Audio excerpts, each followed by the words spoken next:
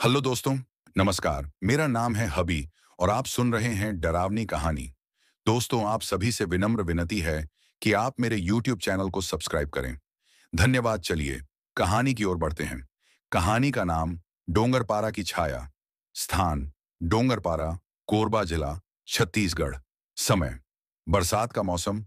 सन 1957। भूमिका कोरबा जिले का एक छोटा सा गांव डोंगरपारा, जो पहाड़ियों और जंगलों के बीच बसा है। चारों तरफ हरियाली, पर गांव वालों की जुबान पर एक ही नाम, कुटिया वाली दीदी। एक रहस्यमयी स्त्री जो वर्षों पहले एक कुटिया में रहती थी। लोग कहते थे वो साध्वी थी, फिर कुछ हुआ और वो चुड़ैल बन गई। अतीत की सच्चाई।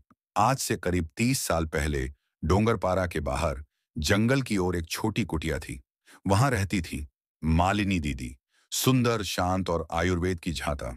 वह हर मर्ज का इलाज करती, बच्चों की खांसी से लेकर सांप के डंस तक। लोग उन्हें मानते थे। मगर एक दिन गांव के सरपंच का बेटा लापता हो गया। मालिनी दीदी पर शक हुआ, उसने बलि दी होगी। भीड़ ने बिना सुने उसकी कुटिया में आग लगा दी। जलती मालिनी चीखती रही, मैं निर्दोष हूं। पर कोई नहीं रुका।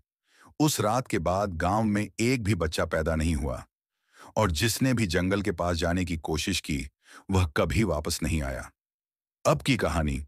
1977। गांव में नए टीचर आए थे, विक्रम सर, रायपुर से।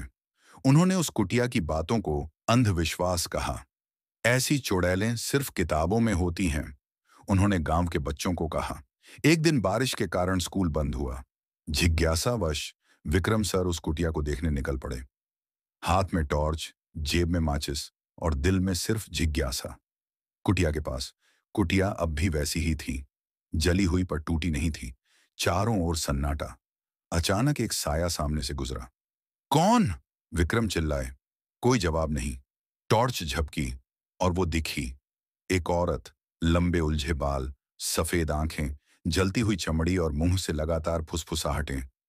तू आया है तो अब जाएगा नहीं। विक्रम ने पीछे भागने की कोशिश की, पर उनके पैर जमीन से चिपक गए। हवा भारी हो गई, पेड़ झुकने लगे। चुड़ैल ने उनकी ओर हाथ बढ़ाया, और तभी गांव के पुजारी आ पहुंचे। मंत्र और राख। पुजारी ने तुरंत भैरव मंत्र पढ़ना शुरू किया। एक मटकी में बंधी राख को जलाकर उन्होंने उस औरत पर फेंका। वह चीखी, इतना जोर से कि जंगल गूंज उठा।